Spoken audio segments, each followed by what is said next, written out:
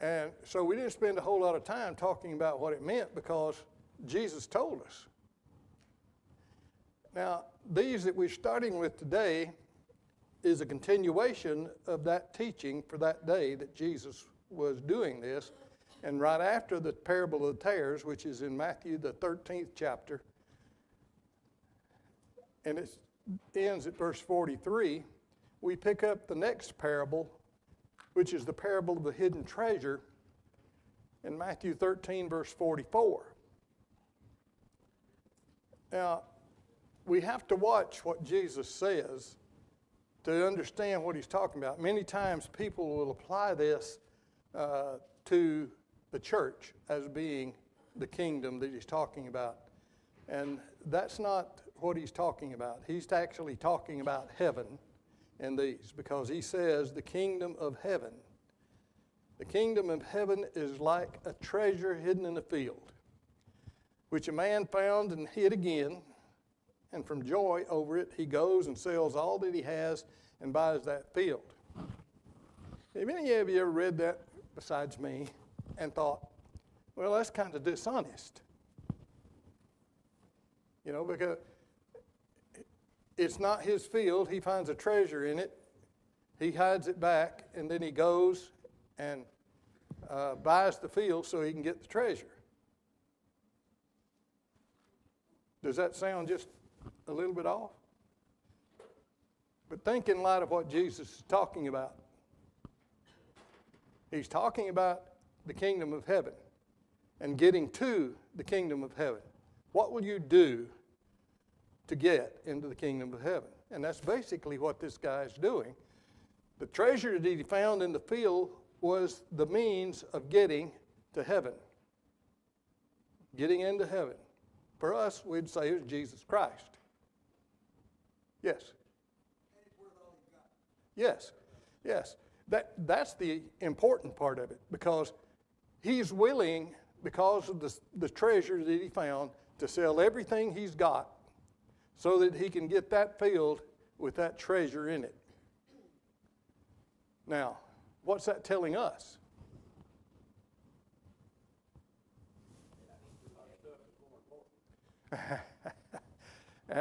So many times that's the way we see it, EC.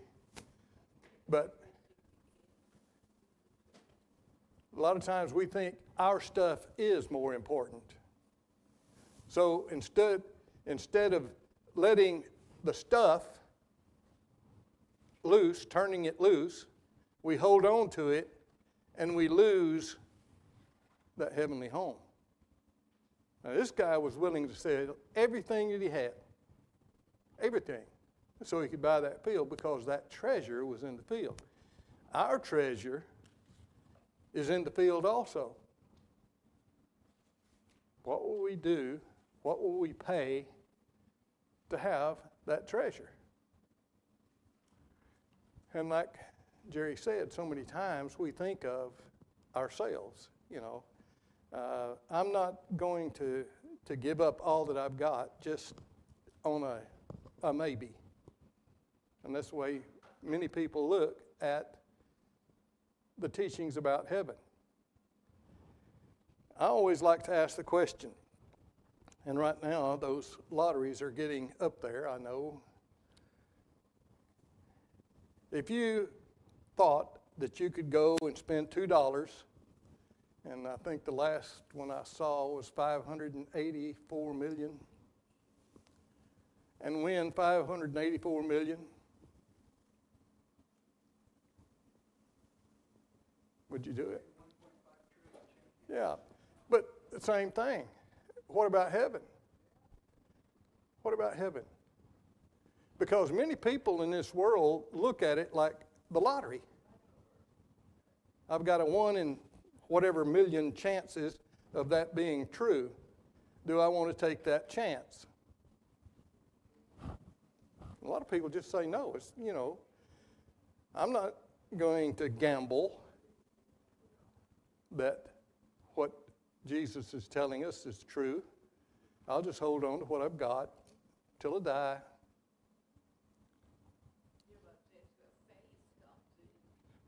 Faith in what, Marion? and what he said, right? Yes, exactly. Now, this guy, he was willing to get rid of everything that he had in order to achieve that one thing. That one thing. And that's what the lesson is that Jesus is trying to teach us.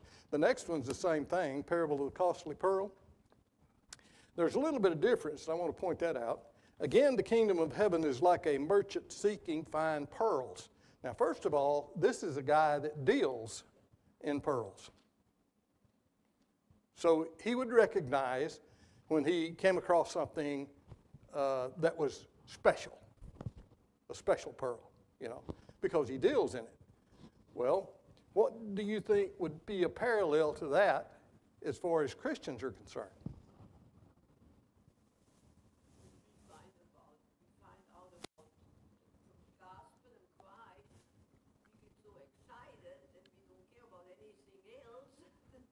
Okay.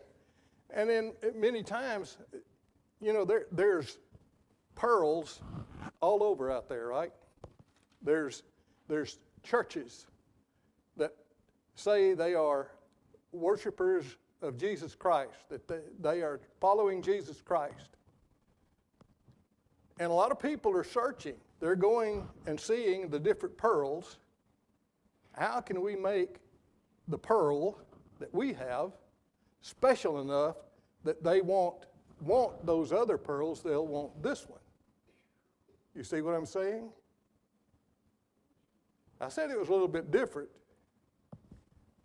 but think about that. Now, but still Jesus is talking strictly about heaven at this point, but think about it in terms of what I just told you, okay? And upon finding one pearl of great value, he went and sold all that he had and bought it. Okay. Do you believe you have the truth? Okay. What are you doing with it?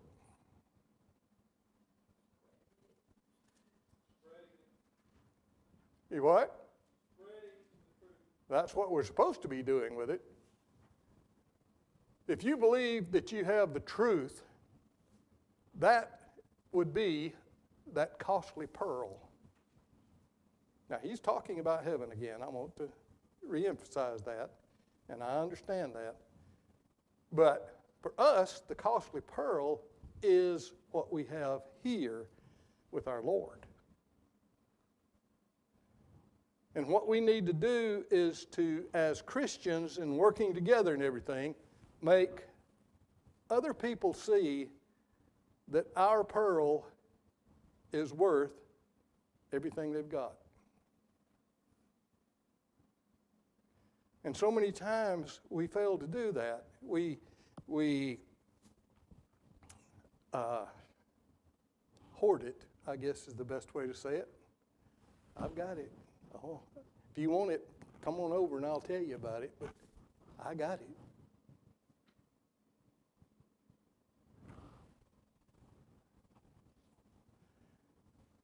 The kingdom of heaven is like.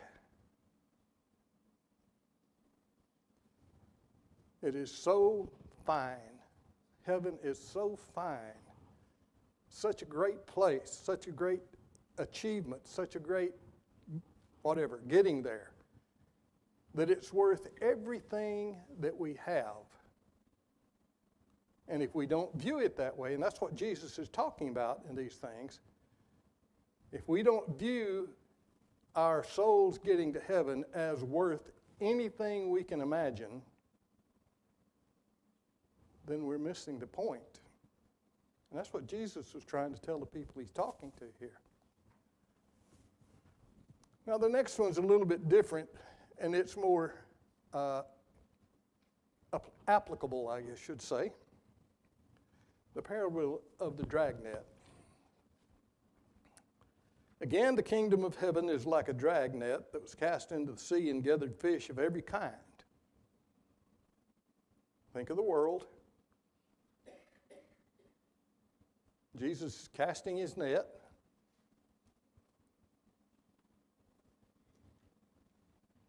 And when it was filled, they pulled it up on the beach, and they sat down and gathered the good fish into containers, but the bad fish they threw away.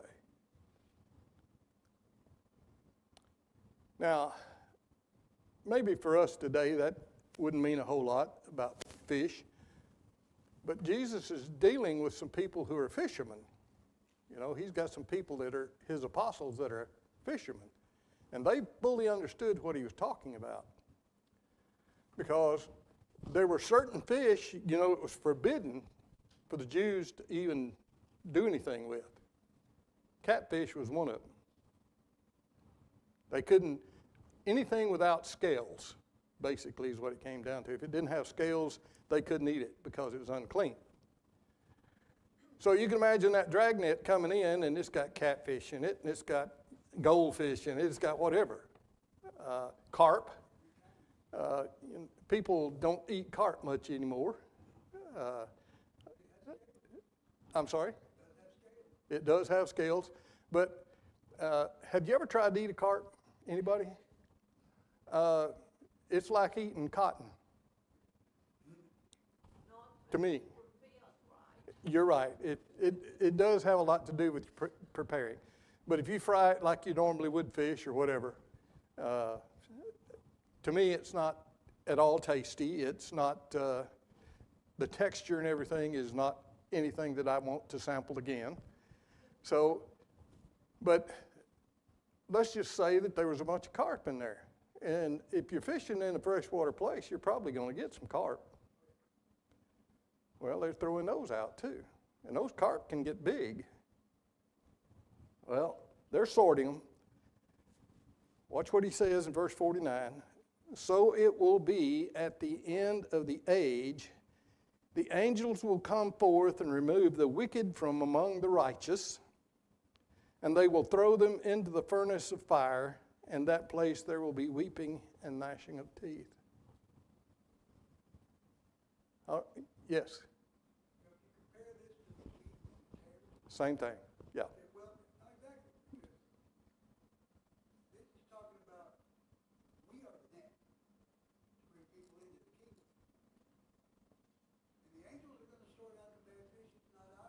I was thinking more of the net being the truth.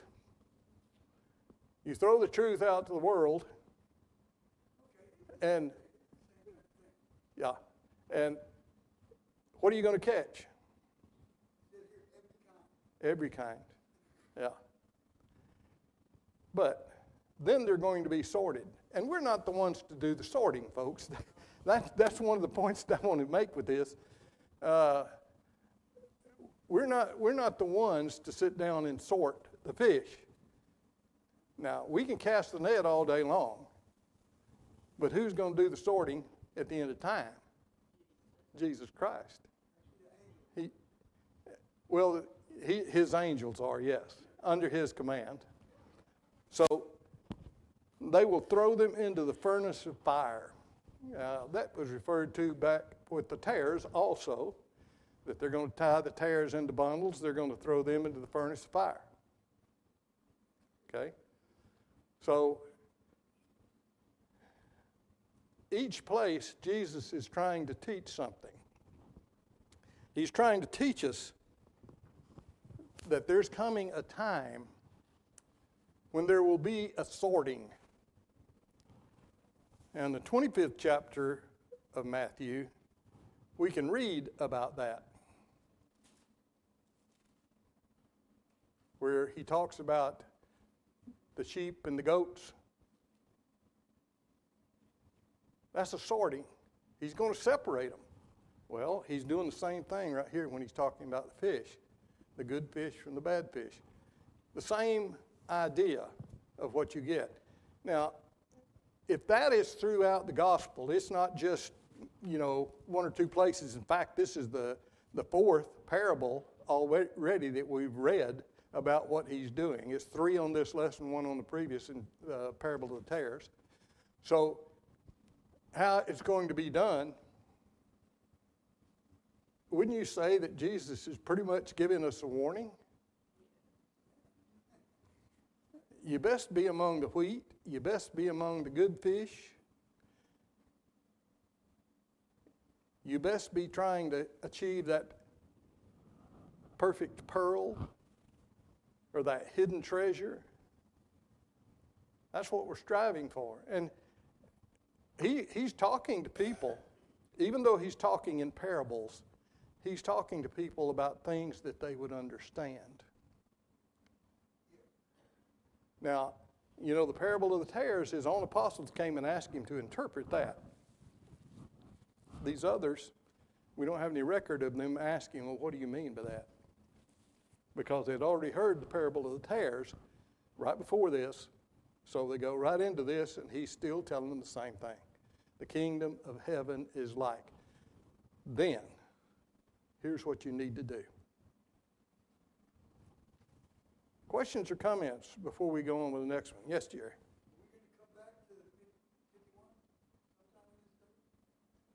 I hadn't planned on it. What do you want to do? What does it say?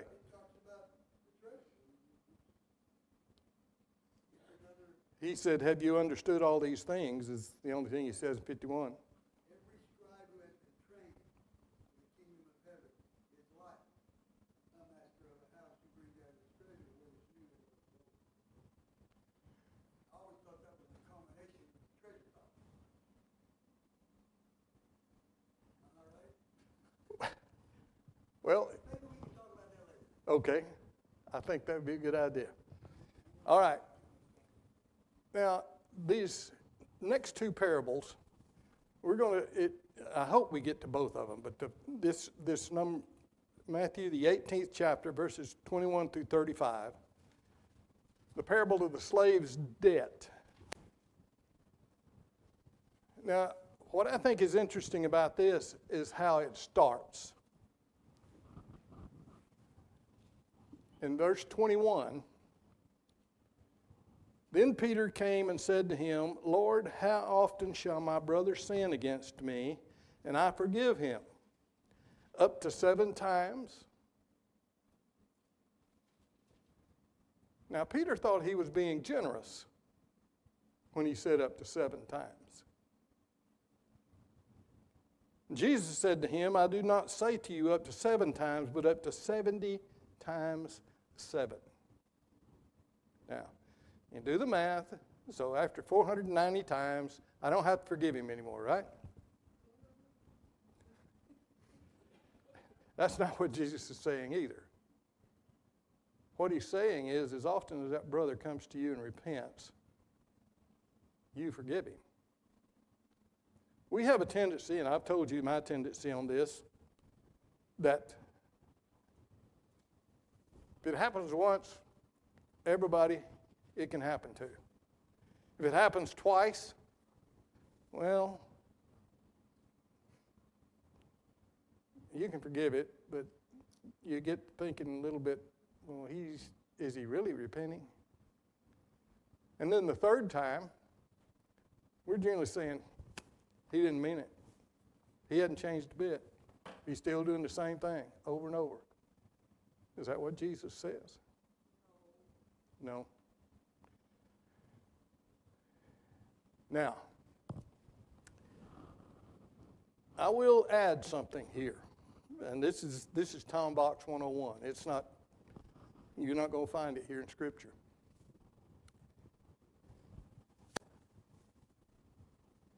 Do you think that you will know when a person truly repents?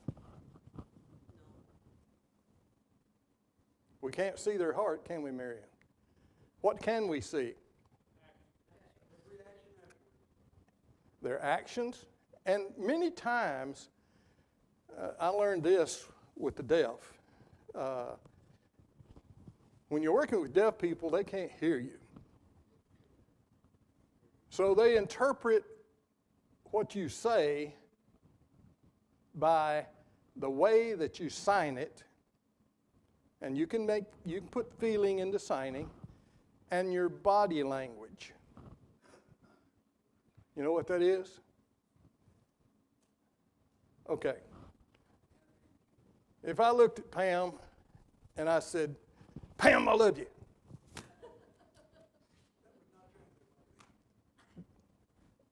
And then there's a difference. If I looked at Pam and I went over and put my arm around her and said, Pam, I love you. The words are the same, right? The words are the same. What made it different? Body language, tone of voice, all that. It makes a difference. And like I said, that's what the deaf interpret. You can talk all day long, and if you just stand there and sign and don't have any feeling in your face or your body or anything, they know. Nah, he didn't mean that.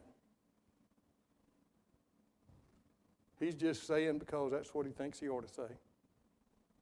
So many times, we can do the same thing. But what Jesus said, if he repents. Now, that's a different version than this. He doesn't say if he repents in this parable. But we can know to a certain extent what a person's heart is by body language, tone of voice, inflections, things like that. Are they sincere? And if they are, 70 times 7. I've told the story in here before. I had a very good friend at another church. He was an alcoholic. He became a Christian. He was an alcoholic and he became a Christian. And on Sunday morning, I'd make a point of talking to him, speaking to him, whatever. And I would smell alcohol in his breath. I wouldn't say anything. I'd just look at him. And he would look at me and he said, Tom, I'm trying.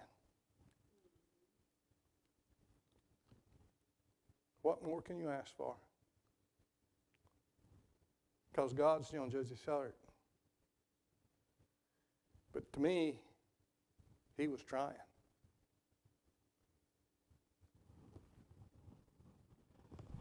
All right, let's go on with the parable now. This is the question that has been asked to Jesus. How many times should I forgive somebody? For this reason, the kingdom of heaven may be compared to a king who wishes to settle accounts with his slave. All right, a king and his slaves. Get in mind. And if you were interpreting this, who would you say the king is? Yes, the Lord. And who would you say the slave is? Us. Us. So he's wishing to settle accounts with his slaves. Now, folks, there's going to be a settling of accounts. We know that, right? We're all going to stand before the judgment seat of God. When he had begun to settle them, one who owed him 10,000 talents was brought to him. Now, 10,000 talents can be interpreted to be lots of money. We're talking hundreds of thousands of dollars if we put it in today's terms. So he owes him 10,000 talents. So this guy was brought to him. This is one of his debtors, and he's collecting his debts. But since he did not have the means to repay, his Lord commanded him to be sold along with his wife and children and all that he had, and repayment to be made. All right. The king said, sell him, his wife, everybody, so he can repay this. At that time, they had debtors' prisons. You know, when people couldn't pay their debts, instead of declaring bankruptcy, they went into debtor's prison.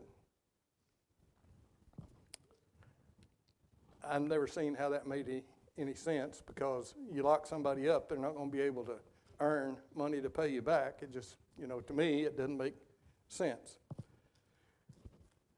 So the slave fell to the ground and prostrated himself before him, saying, have patience with me, and I will repay you everything. He's going to repay him everything. Just give me a little time. Give me some time. And the Lord of that slave felt compassion and released him and forgave him the debt. Okay. Lord, the king, has said, it's all right. I won't sell you. I won't put you into prison. I won't sell everything you've got, your children, your wife, and all this. I'll just forgive it. But that slave went out and found one of his fellow slaves who owed him 100 denarii.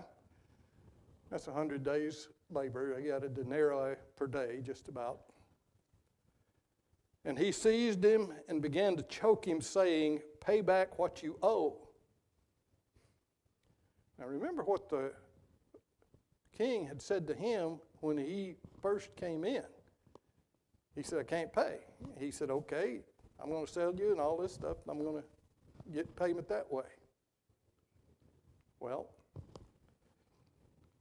so his fellow slave fell to the ground and began to plead with him, saying, have patience with me, and I will repay you. Isn't that very similar to what he said to the king? But he was unwilling and went and threw him in prison until he should pay back what was owed. Debtor's prison, I mentioned to you a while ago. And again, I can't see the logic in that, because how's he going to pay you back if he's in prison? So when his fellow slaves saw what had happened, they were deeply grieved and came and reported to their Lord all that had happened. They came and told the king, well, you forgave him his debt. He went out here and threw this guy into debtor's prison because he owed him so much more or so much less than what you were owed by him.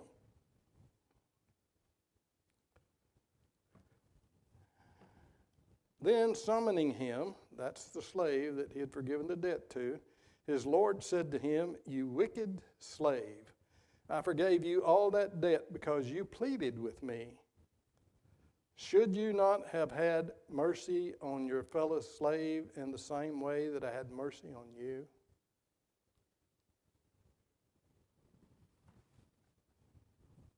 Imagine the end of time.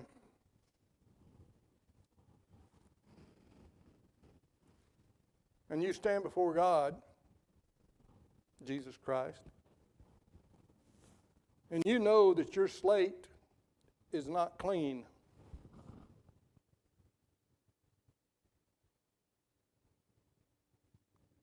How's that going to look to your Lord? Is he going to throw you out because your slate's not clean? You know, we are blessed, and many times we fail to remember this, because sitting at the right hand of God is our Savior, Jesus Christ. And he is our advocate. He speaks for us to God. You know why he's qualified to do that? Yeah. He came to this earth. He lived as a man. He knows. And you want somebody speaking for you that knows the situation, knows what's going on. Well, this slave, he comes back. He had no mercy. And the Lord asked him, shouldn't you have had mercy like I had mercy on you? And his Lord, moved with anger, handed him over to the torturers until he should repay all that he owed him. That was another thing that they would do in debtor's prison. They would torture people until they were repaid. That again doesn't make sense, but to me, not logic. But that's the way they did things at that time. So hand him over to the torturers until he should repay all that was owed him.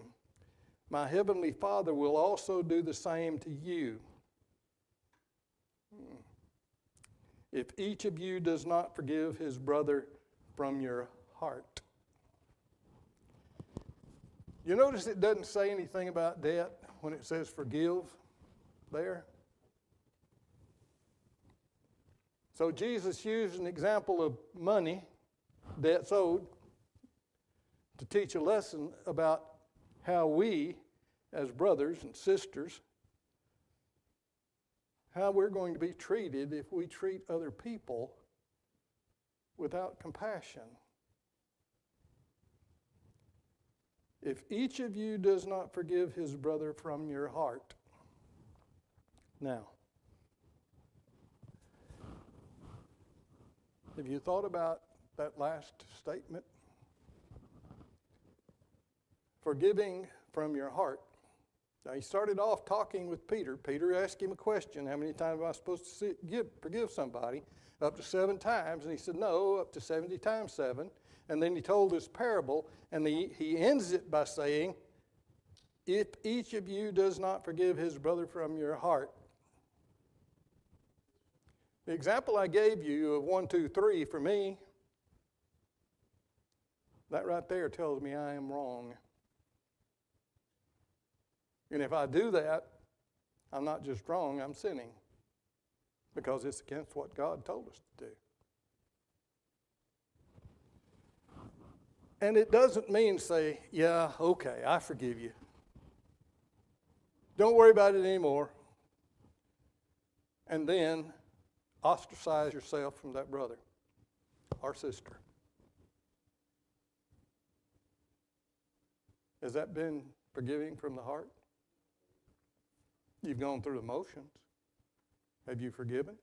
You said the word. You've said the words, exactly. And isn't that exactly what he's talking about? Shouldn't you have had mercy as I showed mercy? So, forgive from the heart. And like I said, too many times we go through the motions, as you've said, EC. We say the words, but do we actually mean it? One more parable, and we should finish up the class. Parable of laborers in the vineyard. Now, this is one of my,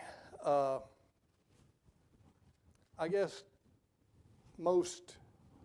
it's not my favorite parable. I'm not going to say that, but it's one that causes me to think, to question myself more than anything.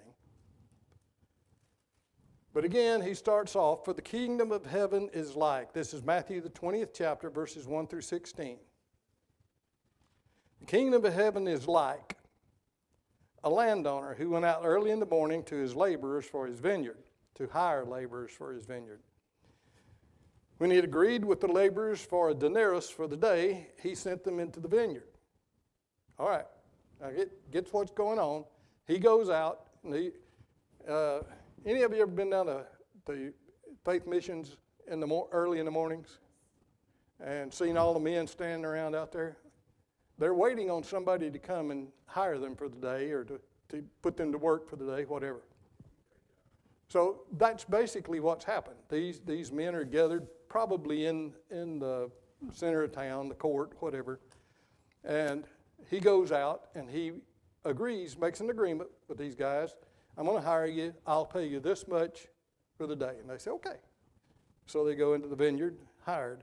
And he went out about the 3rd hour and saw others idle in the market. And to those he said, you go into the vineyard also, and whatever is right I will give you. All right. He didn't make a specific amount. He said, I'll just be fair with you. Go into the vineyard, work today. The 3rd hour is 9 o'clock. Now, he starts off around 6 because that's when the day started as far as the Jews were concerned. 6 in the morning. 3rd hour, he's at 9 o'clock, and he goes out and does it again. now he's going to do it again. And so they went. Again, he went out about the 6th hour and the 9th hour and did the same thing. All right, 6th hour, noon. 9th hour, 3 o'clock. And he goes back. Each time he finds more people that are idle, so he sends them to work in the vineyard. About the 11th hour, that's right, an hour before quitting time. About the 11th hour, he went out and found others standing around, and he said to them, "Why have you been standing here idle all day long?" And they said to him, "Because no one hired us." And he said to them, "You go into the vineyard too. I'm going to hire you. Go on into the vineyard. Just one more hour to work."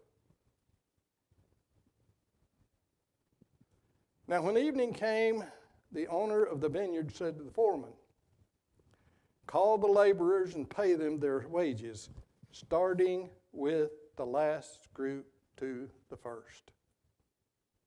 That's important. The last group's the ones that were hired at 11 o'clock, or the 11th hour, I'm sorry, the 11th hour. You worked 1 hour, exactly. When those hired about the 11th hour came, each one received a denarius. Now remember, that's what he agreed with the first people that he hired to pay them for the day. And so when those hired first came, they thought that they would receive more, but each one of them also received a denarius. Now we as humans can all empathize with what's going on here.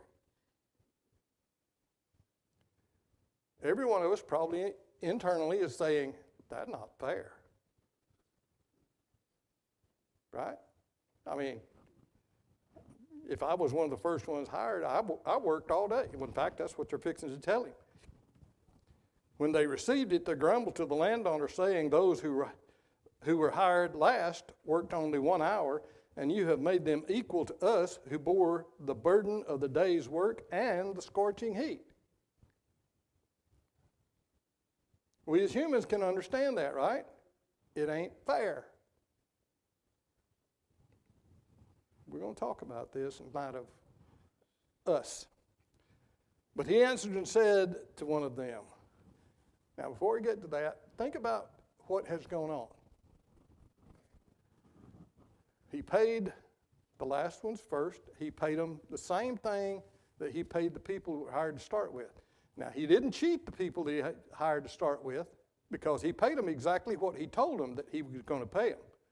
From the first ones on, he didn't tell them what he was going to pay them. Okay? Now, the time for payment has come, and he's paid all of them.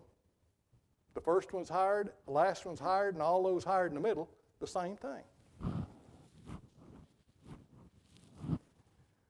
Now, let's think from the standpoint of the kingdom of heaven is like. And that's what he's describing.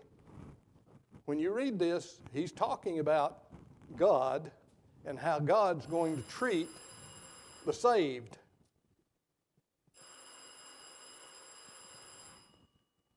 I won't finish this. How God's going to treat the saved. The ones who become Christians at the end are going to receive the same place in heaven as all of us who've been Christians all of our life. It's not going to be any different, because that's what he promised.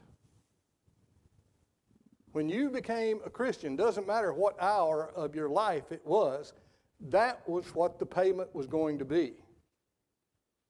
It's not going to increase, it's not going to decrease, it's that. But he answered and said to them, "Friend, I am doing you no wrong. Did you not agree with me for a denarius? Take what is yours and go, but I want to give this last person the same as you." Is it not lawful for me to do what I want with what is my own? Think of God saying that. Or is your eye envious because I am generous? Think of God saying that. So the last shall be first, and the first last. Think of the order that he paid them in. The last ones hired were paid first.